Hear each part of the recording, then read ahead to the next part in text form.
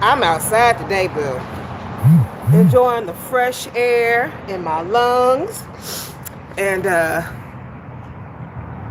networking with different people. And happy new month to you, first of all. Okay. Okay. I wish you much success this month. Whatever you didn't get finished last month, I hope you get to finish this month. Okay. This is the month of get it in because we are almost. Ooh. I hope whoever it is that they're okay.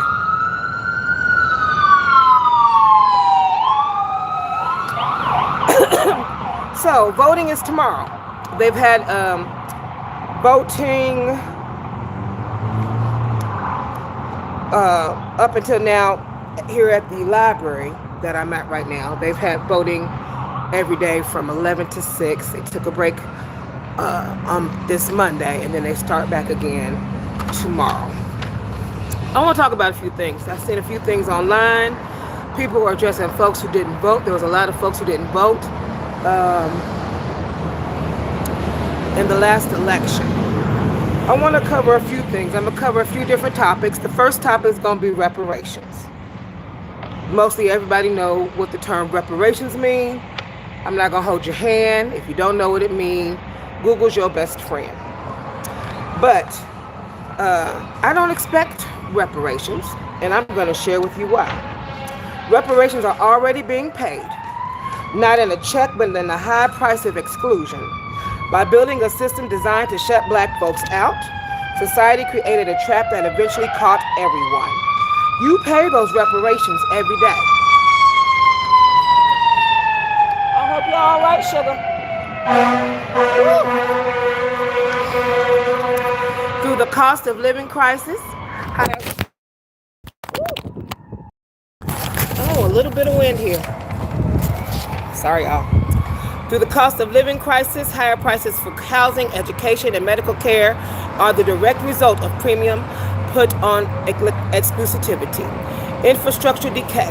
The refusal to fund public goods because some didn't want those people to use them has left everyone with crumbling roads and subpar services. The death of labor power. By fighting to keep black labor cheap and unorganized, the door was locked on the unions that would have protected your wages and benefits today. The surveillance trap. The systems of policing and tracking perfected to control one group have now expanded to include you, turning society into a cage for the many instead of a playground for the few. The grave dug to exclude red, yellow, black, brown, or black folks has become a trench. Slavery never ended, boo. It just evolved to include you and your children. Your ancestors' ignorance wasn't free. It's a debt you're still paying at the grocery store, the golf club, and the gas pump. The boomerang of injustice always comes back to the one who threw it. The USA, who are we owned by, and those we owe trillions to? What shade are they? And I did make sure to go look that up before I did this. And you know what? We get to watch it all happen. These decisions that y'all making. Tarot cards. Deluge. The Tower. Dismantling illusions.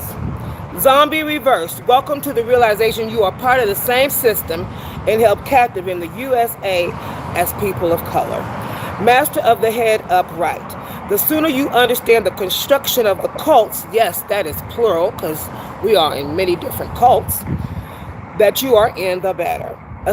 Ancestors eon, universal memory, secret society, audacity, and entitlement declined. By the way, votes matter, so do vote tomorrow. The question was asked in one of the Facebook groups,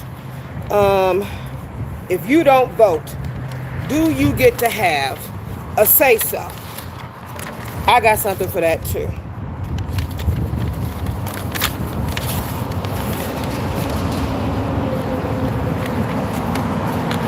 If you don't know what cults are, I advise reading Outwitting the Devil by Napoleon Hill or doing an AI search in your Google browser so it can talk to you about what those cults are.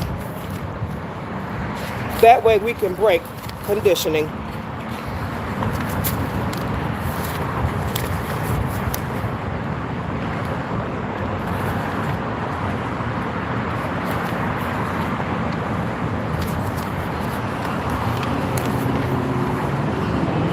Oh, yes, baby.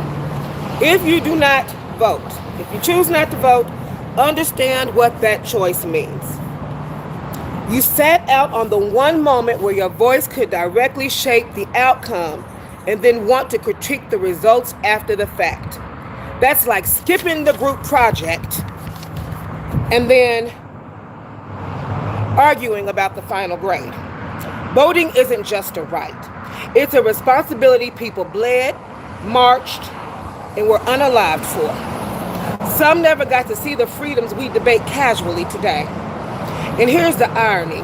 The people driven by anger, fear, or even hate, they show up every time. Meanwhile, others hesitate, debate, disengage, find excuses. That God decides everything. That's not just coincidence, that's privilege, comfort, and at times, quiet entitlement. Love is not passive. Love is participation. Love is showing up, not just when it's easy, but when it matters. So the real question is, how many lives, families, and futures have to be impacted before we take that seriously? Ignore the responsibility long enough and consequences will introduce themselves every time.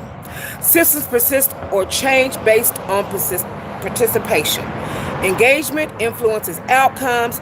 Disengagement reduces influence. Voting is one mechanism of participation, not the only one, but it is structurally significant in governance systems.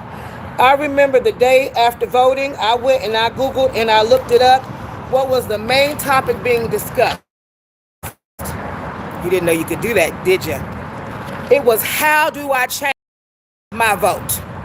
You have an opportunity now to change your vote and help the votes in the future. Thank you so much for listening. This has been beautiful out here, having a seat and talking with you all. I hope you have a lovely rest of your evening. Oh, I'm going to start the money spells on June the 6th, okay? Because I'm just going to be pretty much working on books the rest of this month. Okay, baby? Oh, hello, sugar.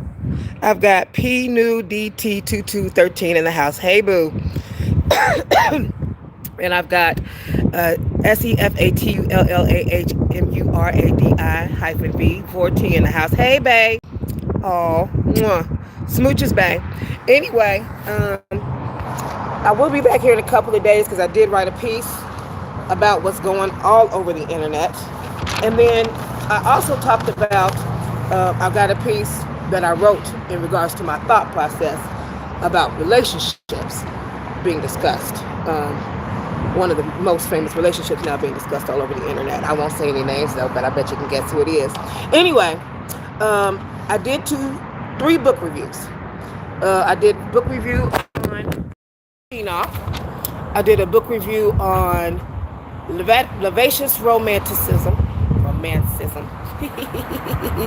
And I did a book review on Church Lied. There are no angels in the Bible. Reading books should be life-changing for you. I read that all of them were life-changing, actually. The Book of Enoch I read with Reverend Valerie Love when she was doing the Book of Enoch when we were doing it in the morning, because we're reading the Bible every day at 7 o'clock a.m. But this last book, honey, that she just wrote about the church life, there's no angels in the Bible, I'm so nosy. And I take notes when I am reading my books.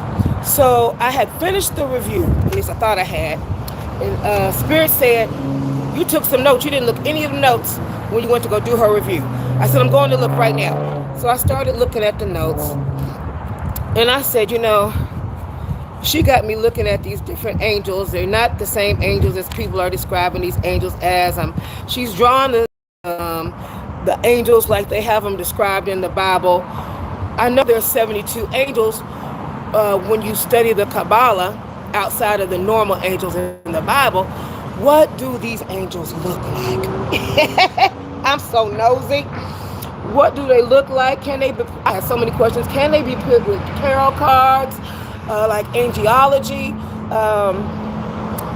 and some be split into the major, the minor, the pips, the 40 spirits, the temple cards. I had so many questions. How do I organize them with the tree of life? Guess what? I got some answers. And I finished the design on the final card this morning, from Keither to Malkuth, boo. So, yeah, absolutely. It has been absolutely scrumptious. All right, so right now I'm not on Facebook. We're having a little issue, and I'll know how that issue resolves itself within the next 48 hours and decide which. Ooh, the train. Come on, ride the train. Choo-choo! Choo-choo! Okay, anyway. It's live and active today, but this is actually the quietest it has been since the election people have been gone today. All right. So I'll talk with you here in a few days and deliver some more news. Smooches, have a great rest of your day.